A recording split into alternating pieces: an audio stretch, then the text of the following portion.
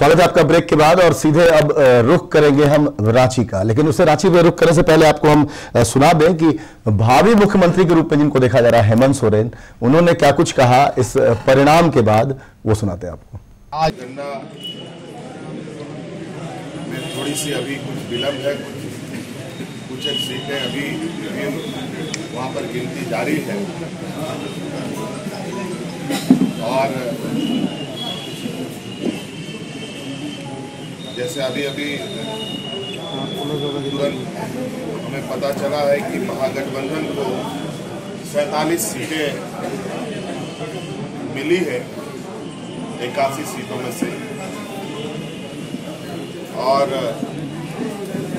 जिस उद्देश्य और लक्ष्य के साथ हम लोगों ने महागठबंधन बनाया था और जिस तरीके से हम लोगों ने चारों खाने बुलेट प्रूफ रणनीति बनाई थी, उसके तहत आज भारतीय जनता पार्टी को इस चुनाव में करारी हार देखने को मिला। महागठबंधन के साथ चुनाव लड़े, उसी प्रकार हम सभी लोग मिलकर आगे सरकार बनाने की कवायद को बढ़ाएंगे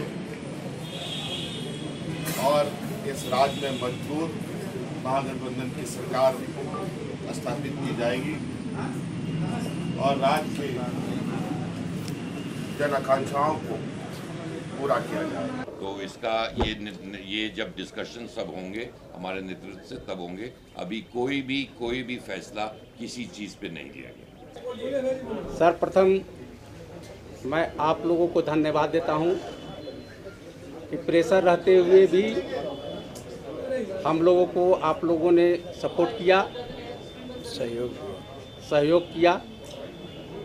और सर्वप्रथम मैं गठबंधन के नेता माननीय हेमंत जी को बधाई देता हूं कि इनके नेतृत्व में झारखंड में चुनाव लड़ी गई और इनके नेतृत्व को झारखंड के लोगों ने स्वीकार किया। इसके लिए यहाँ के तमाम जनता को बधाई देते हैं कि इनके नेतृत्व को लोगों ने स्वीकार किया। नेता प्रतिपक्ष माननीय हेमंत जी के नेतृत्व में महागठबंधन की चुनाव हुई और तमाम कांग्रेस के लोग, हम आरपीएन सिंह जी को जो झारखंड के प्रभारी हैं उनको भी हम धन्यवाद देते हैं, बधाई देते हैं कि इन्होंने भी झारखंड के प्रभारी की भूमिका महत्वपूर्ण निभाई इन्होंने।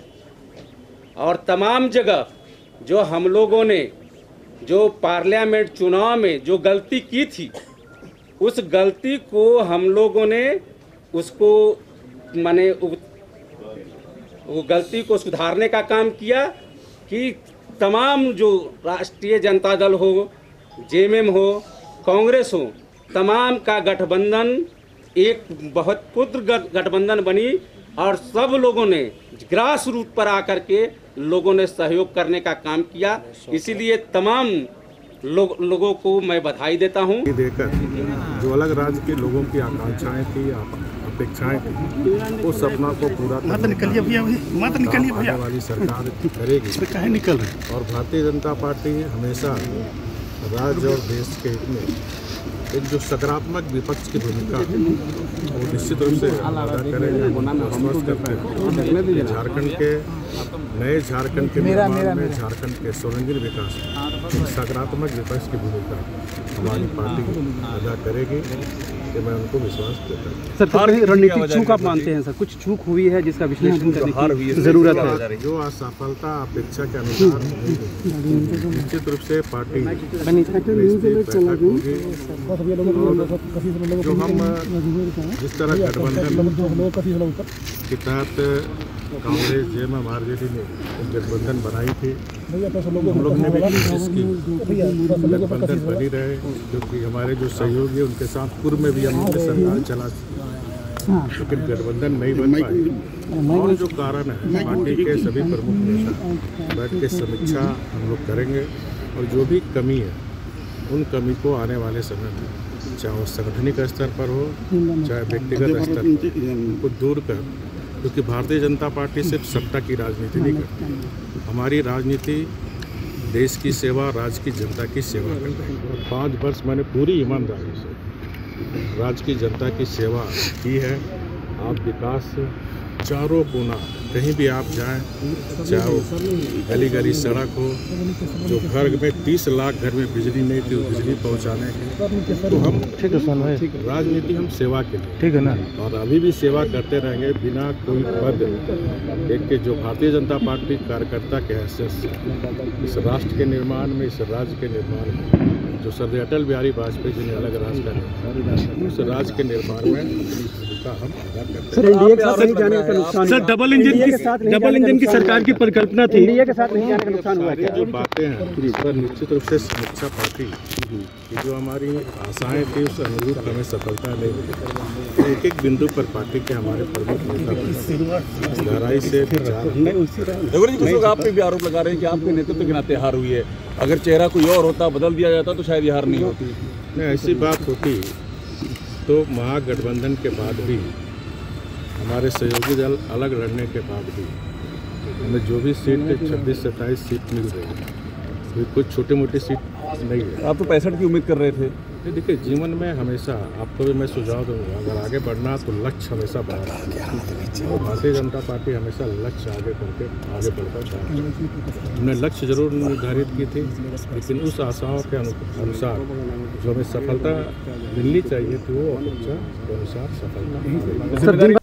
चलिए, तो ये हेमंत सोरेन का कहना है, जो अब राज्य के अगले मुख्यमंत्री होंगे, महागठबंधन के नेता के रूप में चुना जाना भी हालांकि बाकी है, लेकिन घोषणा इसकी हो गई थी चुनाव पूर्व ही। बहरहाल जब गठबंधन बना था, तो दीपक के पास हम चलते हैं, दीपक से बात करते हैं। दीपक, ओवरऑल अगर बात की जाए तो हार की वजह तलाशने की कोशिश हम कर रहे हैं कि आखिर क्या बीजेपी में जब टिकट का बंटवारा हुआ, इस बार ऐसा चुनाव देखने को मिला जहां पर दल बदल करने वाले लोगों की बहुतायत रही और बड़ी संख्या में कई बीजेपी के कद्दावर नेता एक दल से दूसरे दल गए, उसके अलावा दूसरे दल से गए, टिकट भी मिला, हार का भी सामना करना पड़ा लगभग सभी नेताओं को, बीजेपी से जो हटके उधर गए, उसके अलावा कांग्रेस से भी कुछ फेरबदल हुआ, उसके अलावा आजसू का इस बार कह सकते हैं कि पलड़ा भारी रहा लोगों को अपने खेमे में शामिल करने के लिए, लेकिन परिणाम उस अपेक्षाकृत नहीं आया। तो इसको क्या कहेंगे कि जो बीजेपी खेमे में निराशा रही, ईमानदार नेताओं की अनदेखी की गई, क्या कहीं ना कहीं ये एक बड़ी वजह हो सकती है?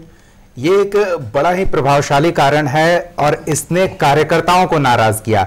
बीजेपी संगठन एक मजबूत संगठन है और संगठन के जरिए वो पूरे इलेक्शन प्रोसेस को मैनेज करती है, बूथ स्तर तक उसके संगठन बेहद ही प्रभावशाली तरीके से काम करने में जुट जाते हैं जब भी कहीं किसी भी राज्य में इलेक्शन होता है तो। लेकिन इस बार जो आप कह रहे हैं कि पैराशूट कैंडिडेट्स उतारे गए, पुराने कद्दावर नेताओं को नजरअंदाज किया गया, तो उन लोगों का प्रभाव कार्यकर्ताओं पर पड़ा, कार्यकर्ता नाराज हो गए। और जब कार्यकर्ता ही नाराज हो गए तो आप किसी भी प्रत्याशी को उतार दें और किसी भी स्टार प्रचारक को मैदान में उतार दें, 1-to-1 कांटेक्ट आप खो देते हैं जनता से।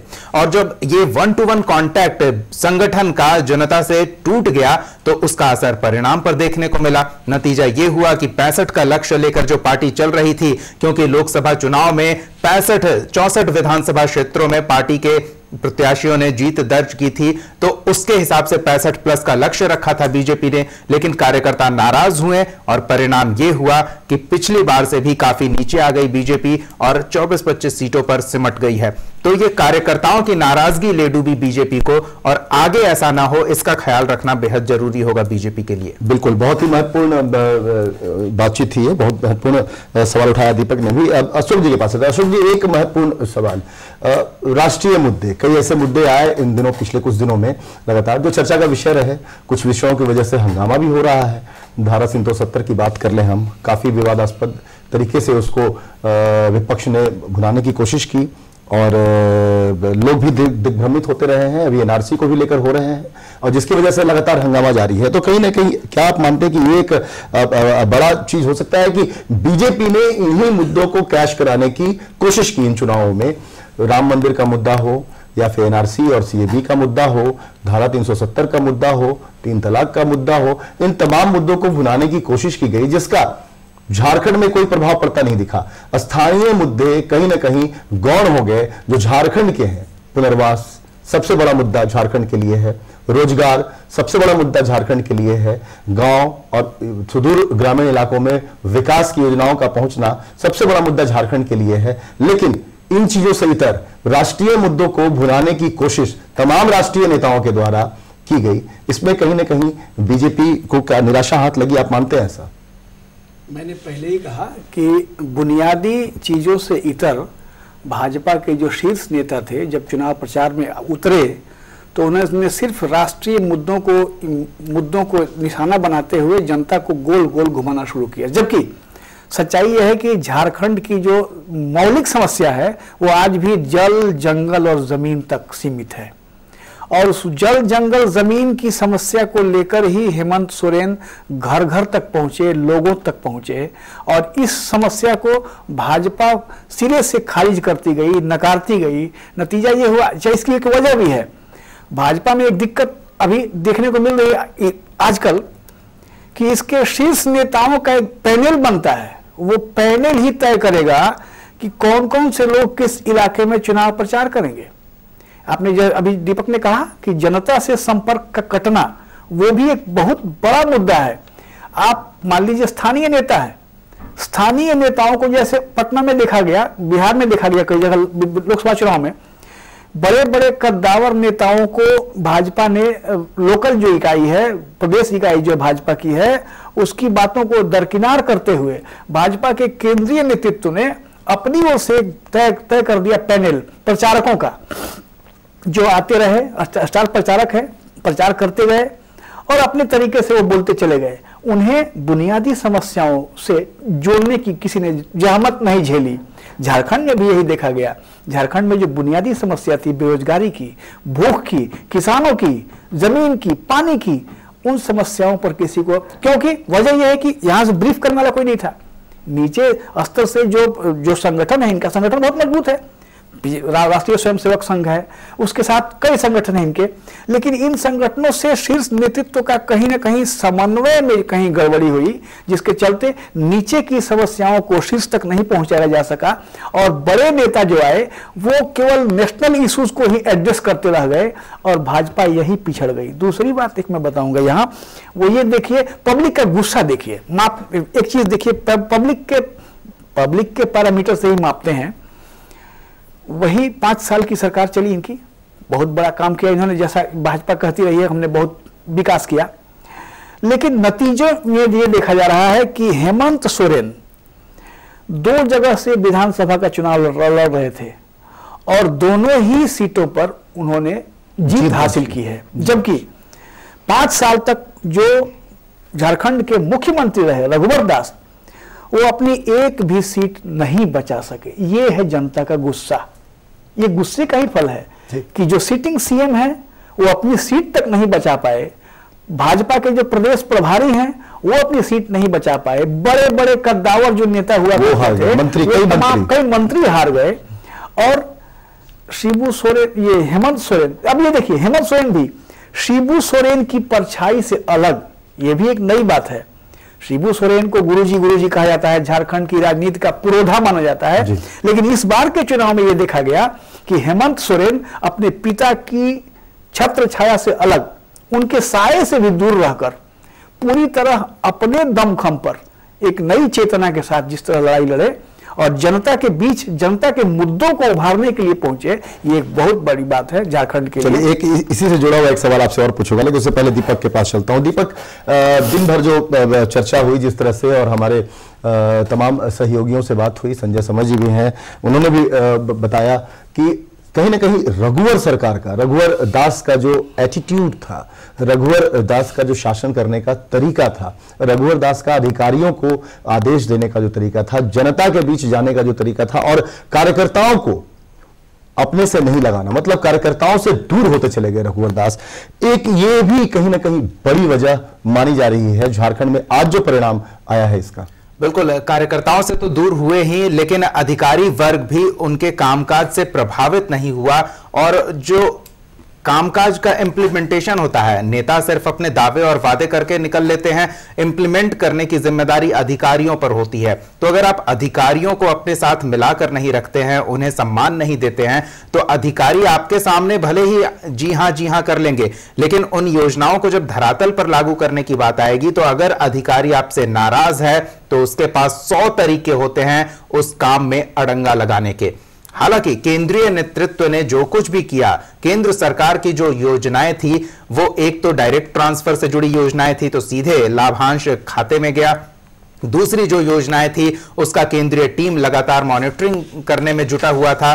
लगातार राज्य के अधिकारियों के साथ बैठक होती थी, राज्य के वरिष्ठ अधिकारी दिल्ली बुलाए जाते थे रिपोर्ट लेकर। तो ऐसे में केंद्रीय योजनाएं लोगों तक पहुंची और इसका लाभ नरेंद्र मोदी को लोकसभा चुनाव में हुआ। लेकिन वही योजनाएं, उसी पैटर्न को रघुवर दास फॉलो नहीं कर पाए। रघुवर दास, जो लगातार कहा जा रहा है कि एक एरोगेंस उन पर हावी हो गया, एक मजदूर नेता के तौर पर शुरुआत करके मजदूरों की समस्या, हमको लगता है नरेंद्र मोदी से बेहतर रघुवर दास लोगों की समस्याओं से परिचित हैं, मजदूरों की समस्याओं से परिचित हैं, ठेले खोमचे वालों की समस्याओं से परिचित हैं। रघुवर दास इसकी राजनीति करके बढ़े हैं, तो नरेंद्र मोदी से बेहतर समझ लोगों की समस्या के रघुवर दास को है। लेकिन वही हुआ, पावर करप्ट्स, और रघुवर दास को पावर ने करप्ट किया, जिसका नुकसान पूरी पार्टी को झारखंड में भुगतना पड़ा। चलिए अशोक जी, आपके पास आते हैं। बात हो रही थी जेएमएम की और बीजेपी की, किस तरह बीजेपी ने अपनी बातों को रखा और स्थानीय मुद्दे नहीं उठाए। एक बड़ा सवाल यह भी उठता है कि बीजेपी के जितने भी शीर्ष नेता पहुंचे, चाहे वो योगी आदित्यनाथ हो, रवि किशन हो, मनोज तिवारी हो, जेपी नड्डा हो, अमित शाह हो, राजनाथ सिंह हो, नितिन गडकरी हो, खुद प्रधानमंत्री नरेंद्र मोदी हो, स्मृति ईरानी हो, बड़ी बड़ी सभाएं हुई, भीड़ जुटी, अच्छी खासी भीड़ जुटी।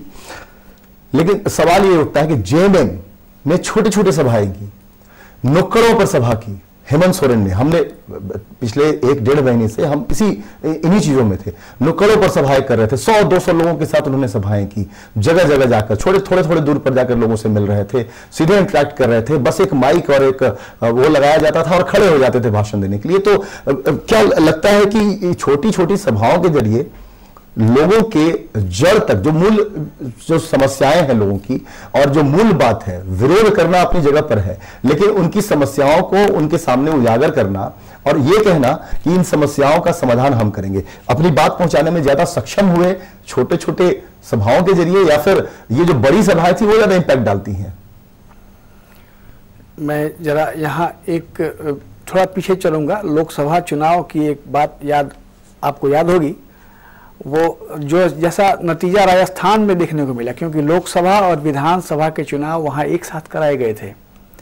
वहाँ नरेंद्र मोदी का कद बढ़ता चला गया और वसुंधरा राजे सरकार हार गई। लोगों ने ये स्लोगन दिया, वहाँ लोगों का नारा था कि मोदी से बैर नहीं और वसुंधरा की खैर नहीं। तो नरेंद्र मोदी को आप अगर झारखंड में उतार रहे हैं तो वो प्रधानमंत्री हैं, अमित शाह को उतार रहे हैं, वो गृह मंत्री हैं, उनका कद कहीं और है, उनका कद केंद्र के लिए है। राज्य की सत्ता को किस तरह किस ओर ले जाना है, राज्य के लोगों की समस्याओं का निपटारा कैसे करना है, ये राज्य के नेताओं को तय करना होता है। ये नरेंद्र मोदी की हार नहीं है। झारखंड में जो हुआ है, भले इसको लोग किसी चश्मे से देख लें, ये नरेंद्र मोदी की हार नहीं है, अमित शाह की हार नहीं है। हाँ, संगठन की हार जरूर है। संगठन को जिन लोगों ने नजरअंदाज किया, ये उनकी हार जरूर कह सकते हैं। आपने सही कहा कि बुनियादी चीजों को एड्रेस करने का हेमंत का जो तरीका था वो आम जनता के बीच का तरीका था, क्योंकि जो निरीह जनता है वो बड़े बड़े शब्द नहीं जानती है, राजनीतिक आडंबरों को नहीं समझती है। खासतौर से झारखंड की जनता तो और भी निरीह जनता है। मैंने उस दिन कहा था कि झारखंड सबसे समृद्ध राज्य है पूरे भारत में और सबसे अधिक गई गुजरी स्थिति झारखंड की है। तो संपदा के मामले में तो अब क्या है कि लोग इतने लल्लो चप्पो की भाषा नहीं समझते हैं। लोग वहां के जो लोग हैं बहुत निरीह लोग हैं, उनको बुनियादी जरूरतें चाहिए भाई। आप सिंपल देखो ना, उनको 370 धारा और राम मंदिर से कोई मतलब नहीं था। उनको जरूरत थी अपनी रोजी रोटी की, उसकी बात कोई नहीं कह सका। हेमंत सोरेन वहां एड्रेस कर गए, उस चीज को लेके चले गए, उन्होंने लोगों से वायदा किया कि हम ये करेंगे आपके लिए। हेमंत सोरेन की बात वहां समझी गई, क्योंकि वो लोकल डायलेक्ट, जो लोकल भाषा है, लोकल डायलेक्ट का यूज करते थे वो। और यहां बड़ी बड़ी बातें की जाती थी, मुलम्मेदार भाषा का इस्तेमाल होता था, इसलिए कि केंद्रीय नेतृत्व तक लोकल जो फीडबैक है वो पहुंचता नहीं था, समन्वय का कहीं ना कहीं अभाव था। यही दिक्कत हुई है। अन्यथा नरेंद्र मोदी या अमित शाह का कद कहीं भी छोटा नहीं हुआ है, वो जहां है स्थापित है, उनमें कोई दिक्कत नहीं है। यहाँ संगठन हारा है, भाजपा का संगठन हारा है, और इस हार के लिए मुझे लगता है कि मोर देन 80% केवल रघुबर दास जिम्मेवार है। चलिए, इस पर हम आएंगे। सीपी सिंह रांची से चुनाव लड़ रहे थे, महामारी थी उनके खिलाफ, उन्होंने चुनाव में जीत भी दर्ज की है। क्या कुछ कहा उन्होंने? सीपी सिंह मंत्री भी हैं इस वक्त, क्या कुछ कहा, सुनाते हैं आप। जनता ने मुझे 6ठी बार सेवा करने का अवसर प्रदान किया है जी। स्वाभाविक रूप से सबसे पहले मैं जनता को और अपने सभी कर्मठ कार्यकर्ताओं को, चूंकि रांची विधानसभा के अंदर बहुत तरह के खेल खेले गए, कहा गया है ना, पासे सभी उलट गए, दुश्मनों और कुछ अपनों के चाल के कश्ती निकाल के लाया हूं तूफान से। देखिए, विपक्ष की भूमिका रचनात्मक होनी चाहिए, और स्वाभाविक रूप से मैं रचनात्मक विपक्ष की भूमिका निभाना चाहूंगा। क्योंकि विपक्ष की भूमिका क्या होती है? विपक्ष की भूमिका ये होती है कि कोई भी सरकार यदि गलत रास्ते पर जा रही है तो उस पर चेक लगाना, उसको रोकने का प्रयास करना। सरकार ने जो काम की, आज भी मैं कहता हूं कि डबल इंजन की सरकार, केंद्र में मोदी जी की सरकार और राज्य में रघुबर दास जी के नेतृत्व में सरकार, बहुत अच्छा काम किया है। चलिए, तो ये सीपी सिंह मंत्री हैं और रांची से फिर 6ठी बार चुने गए हैं। कीर्ति रांची से हमारे सहयोगी जुड़ चुकी हैं हमारे साथ। एक बार फिर कीर्ति के पास चलते हैं। कीर्ति, हार की कई वजहें सामने आ रही हैं, लेकिन सबसे बड़ी वजह जो मानी जा रही है वो है राज्य के नेतृत्व को कहीं नहीं, इसमें रघुवर दास भी शामिल हैं, इसमें लक्ष्मण गिलुआ भी शामिल हैं, दोनों अपनी सीट गंवा चुके हैं, राज्य से सत्ता भी गंवा चुके, दोनों अपनी सीट भी गंवा चुके हैं। आपको क्या लगता है? देखिए, जैसा कि मैंने पहले भी कहा था कि बीजेपी जो है वो ओवर कॉन्फिडेंट की ही शिकार हुई है। तो क्योंकि बीजेपी को उसके ओवर कॉन्फिडेंट ने एक तरह से मार दिया है। रघुबर दास, ये बहुत पुरानी बात है और हम सब जानते हैं कि घमंड तो रावण का भी नहीं रहा था, तो फिर ये तो रघुबर दास हैं, तो घमंड इनका भी नहीं रहा जी। ये अशोक जी ने बिल्कुल सही कहा कि हेमंत सोरेन जो है वो क्षेत्रीय भाषाओं को लेकर जनता के बीच गए, क्योंकि सही बात है, आदिवासी जनता बेहद भोली है। तो वो, मैंने पहले भी कहा कि जनता को क्या चाहिए, रोटी कपड़ा मकान, एक सिंपल जीने के लिए यही चीजें चाहिए होती हैं। तो जो उन चीजों को लेकर जनता के बीच जाएगा कि हम आपको एक अच्छी जिंदगी देंगे, जाहिर सी बात है जनता उसके ही पाले में चली जाएगी। और रही बात युवाओं की, तो युवाओं को क्या चाहिए? रोजगार चाहिए। जाहिर सी बात है कि नरेंद्र मोदी का जो इतना दौरा हुआ, किसी भी दौरे में रोजगार की बात ही नहीं हुई। धारा 370 की बात, राम मंदिर की बात, तो झारखंड की जनता को ना तो धारा 370 से लेना देना है, ना ही राम मंदिर से लेना देना है। यहाँ के युवाओं को सीधे सीधे रोजगार चाहिए, क्योंकि हम सभी जानते हैं झारखंड जो है खनिज संपदा के मामले में एक जमाने में धनी था, आज कई फैक्ट्रियां ऐसी हैं जो बंद पड़ी हैं। तो रोजगार जो है वो पूरी तरह से ठप है, फैक्ट्रियां ठप है। उसको चालू करने के लिए क्या चाहिए? बीजेपी ने एक बार भी इन सब चीजों के लिए हामी नहीं भरी।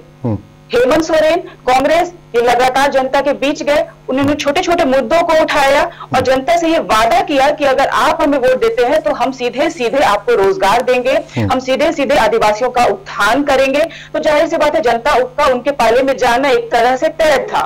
रही बात, जैसे सीपी सिंह जीते हैं, महुआ माझी काफी बार आगे गई लेकिन जीते सीपी सिंह। तो अब ये देखना होगा कि विपक्ष की जो बात है, रघुबर दास ने अपनी हार कहीं ना कहीं प्रेस कॉन्फ्रेंस में उनके चेहरे बता रहे थे कि उन्होंने अपनी हार स्वीकार की है। और आरपीएन सिंह ने स्पष्ट कहा है कि हम एक अच्छे और स्वास्थ्य सत्ता वाली जो बात है, अच्छी और स्वास्थ्य सरकार की जो है भूमिका झारखंड में अदा करेंगे। और वही बीजेपी ने एक तरह से मान लिया, प्रतुल शाहदेव से भी मेरी बात हुई थी, उन्होंने स्पष्ट कहा है कि हम एक अच्छे विपक्ष की भूमिका अदा करेंगे, क्योंकि हम जेएमएम नहीं है, हम बीजेपी हैं, हम घोटालों को हर तरह से उजागर करेंगे। तो आप समझ सकते हैं कि बीजेपी बैकफुट पे जरूर आई है, लेकिन हार नहीं माना है उन्होंने अभी तक। चलिए कीर्ति, बातें समझ में आ रही हैं, बिल्कुल स्पष्ट है। अब समय की भी कमी हमारे पास है, एक आखिरी प्रतिक्रिया हम चाहेंगे दीपक से भी और अशोक जी आपसे भी चाहेंगे हम। ये जो चुनाव हुआ और जो परिणाम अब सबके सामने है, क्या मानते हैं इसे कि ये महागठबंधन का साथ है जनता का, या बीजेपी का विरोध, बीजेपी सरकार का विरोध, रघुवर दास का विरोध? अशोक जी, अब तक तो हम लोग यही चर्चा करते आ रहे हैं कि ये जो कुछ भी हुआ है इसको हेमंत सोरेन के प्रति लोगों का प्यार कम और रघुवर सरकार के प्रति लोगों का गुस्सा अधिक कहा जाएगा। अब लेकिन यही कहा जाएगा कि सरकार बनाने का लोगों ने जो जनादेश दे दिया है, उस जनादेश का सम्मान करते हुए एक सचमुच एक स्वस्थ सरकार बनेगी। मंत्रालयों की बंदर बांट नहीं होगी, जैसा अभी कांग्रेस के नेता कह रहे थे कि स्वस्थ सरकार बनाने के लिए हम मंत्रालयों की बांट पहले करेंगे तो वो बंदर बांट को लेके कहीं झमेला न हो जाए, बांट हो बंदर बांट न हो जाए। हाँ, तो कुर्सी की खींचतान में कहीं जनता फिर पीछे न छूट जाए, इस बात की उम्मीद करते हुए मैं तो यही कहूंगा कि भाई जनादेश जो भी मिला है उसके लिहाज से जनता को एक अच्छी सरकार मिले, इस बात की कामना जरूर की जाएगी। चलिए दीपक, नाराजगी रही सरकार को लेकर और इसका फायदा विपक्ष ने उठाया, लेकिन अब देखने वाली बात यह होगी कि क्या विपक्ष जो अब सरकार की भूमिका में होगी वो नाराजगी मोल ना ले जनता की। चलिए कीर्ति जी, देखिए मैं तो यही कहूंगी कि जनता ने जब चुन ही लिया है तो उसका खुले दिल से स्वागत किया जाए। मतलब वेलकम है एक तरह से जेएमएम, कांग्रेस और आरजेडी के इस महागठबंधन का। बस जिसकी भी सरकार आए झारखंड का उत्थान जरूर हो, पतन की ओर ना ले जाए, क्योंकि झारखंड को अभी एक अच्छी सरकार की बेहद जरूरत है। चलिए बहुत बहुत शुक्रिया कीर्ति हमारे साथ जुड़ने के लिए और अपनी राय रखने के लिए। साथ ही अशोक जी आपका भी बहुत बहुत शुक्रिया, दीपक आपका भी बहुत बहुत शुक्रिया हमारे साथ जुड़ने के लिए और तमाम राय विचार रखने के लिए। तो सवाल ये है कि अब झारखंड में नई सरकार का की कह सकते हैं गठन हो चुका है लगभग, और सुदेश महतो और रघुवर दास अब सत्ता से बाहर हो चुके हैं। हालांकि अब सुदेश महतो सत्ता में आएंगे या नहीं आएंगे ये तो आने वाला वक्त बताएगा, चूंकि ये एक ऐसी विडंबना रही है कि जब भी झारखंड में सत्ता रही कहीं ना कहीं किसी न किसी रूप में लगभग वो जुड़े रहे। बहरहाल अब देखना यह होगा कि बीजेपी की भूमिका क्या होती है, बीजेपी का शीर्ष नेतृत्व इस पर किस तरह से मंथन करता है, क्योंकि आने वाले समय में फिर चुनाव है पड़ोसी राज्यों में, 2 पड़ोसी राज्यों में, पहले बिहार में उसके बाद पश्चिम बंगाल में। तो बीजेपी का शीर्ष नेतृत्व किस तरह से मंथन करता है और क्या वाकई जिस तरह क्षेत्रीय दलों को नजरअंदाज किया गया और जिस तरह अपने घटक दलों को नजरअंदाज किया गया, क्या ये हार की वजह है? ये सब मंथन की जरूरत है और इसके उम्मीद है कि बीजेपी का शीर्ष नेतृत्व जरूर बैठेगा और विचार करेगा और तलाशने की कोशिश करेगा कि आखिर क्या है हार की ये वजह, और बीजेपी की भूमिका अब राज्य में क्या वाकई एक विपक्ष की होगी, क्योंकि विपक्ष की भूमिका बेहद सकारात्मक होती है और सरकार से कहीं ज्यादा महत्वपूर्ण होती है, क्योंकि सरकार की कमियों को सरकार के सामने लाने की जो भूमिका होती है वो विपक्ष की होती है, जिम्मेदारी विपक्ष की होती है। बहरहाल ये आने वाला वक्त बताएगा कि क्या कुछ होता है झारखंड में, और झारखंड में क्या वाकई अब फिर से एक बार विकास की जो नदियां हैं वो बहती है या नहीं बहती, और जिन आकांक्षाओं को लेकर जनता ने महागठबंधन को वोट दिया है क्या वो पूरा हो पाता है या नहीं, इंतजार रहेगा। फिलहाल इस कार्यक्रम में इतना ही, दीजिए इजाजत, नमस्कार।